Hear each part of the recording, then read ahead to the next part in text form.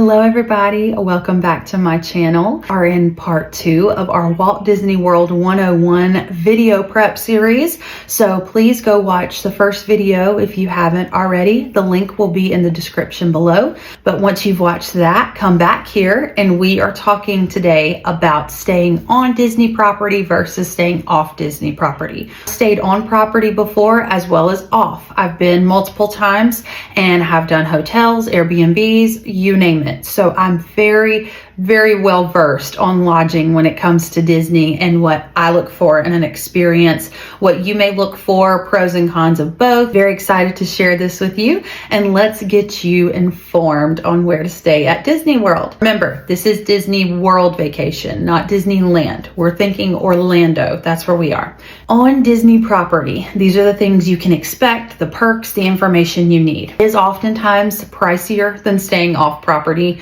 depending on your group size, depending on the things you think are important and priority. It can often be more expensive, but there are ways to plan and budget and book certain weeks for your vacation that cost less than others. However, in those prices, you get to rope drop the earliest possible time into the park. So you get in 30 minutes before anyone else when you stay on Disney property. That is such a benefit for a multitude of reasons. There's free transportation to and from the parks and Disney Springs. End of the day, I promise you, you will be so grateful to not have to walk to your car, load up your car, get in the line of traffic, drive 20 minutes to the hotel, find parking there.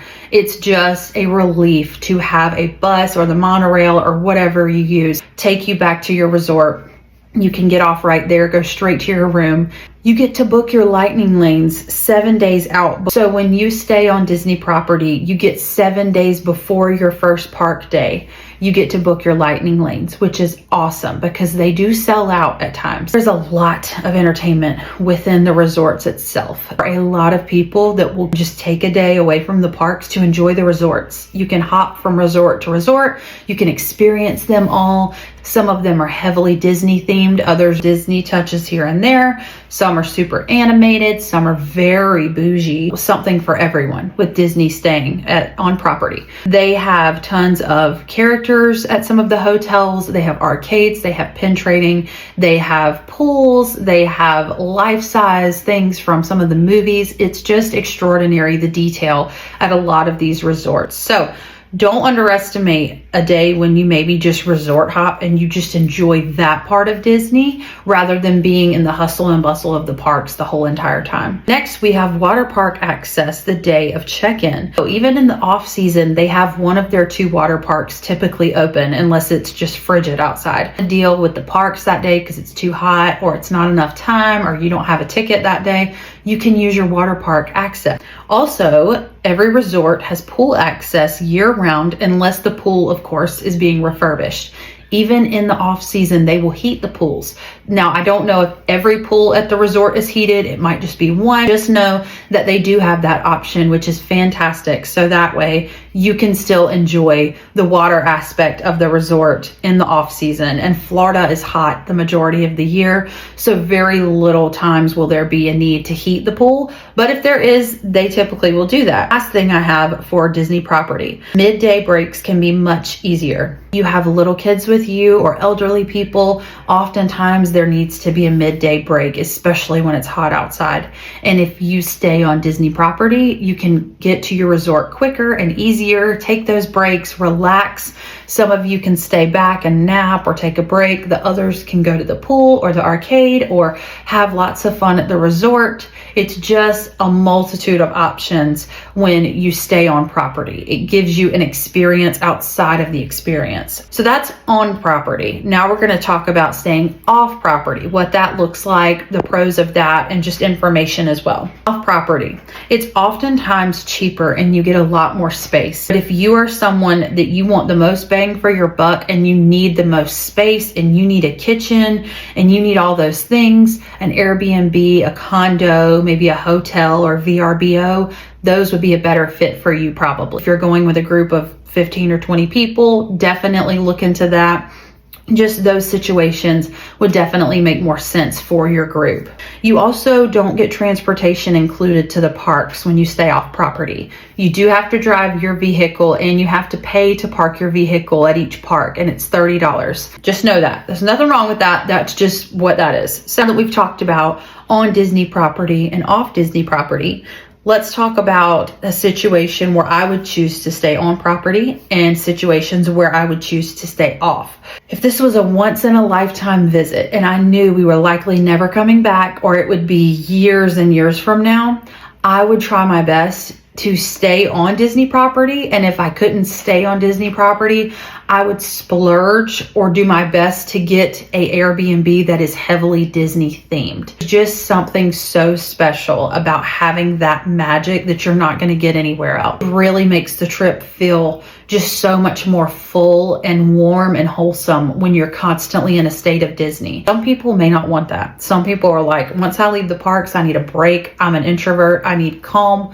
That's okay. You want the full Disney experience and you want to stay somewhere that has so many perks outside of just sleeping, definitely stay on property. You will not regret it. Almost like a 2-for-1. It makes it go from just being somewhere to drop your stuff off and shower and go to bed to being somewhere where you're like, wow, this is an entire adventure. Kids get to see things that are larger than life, and they get to see characters, and they get to do all kinds of cool things that you wouldn't necessarily do at a standard hotel. If you really want to save money on lightning lanes, I highly recommend you stay on Disney property, and then you can get there and rope drop in the morning. You can beat the heat. You can ride probably 3 or 4 rides before it opens to the public, and then you're not spending that money on lightning lanes. You're beating the heat, and then if you want a midday break, you can just go back to the hotel and take a break, and you're close because you're on property, and it's just a perk all the way around. You have little kids that just thrive in the Disney magic, and you just want to give them all the possible Disney magic.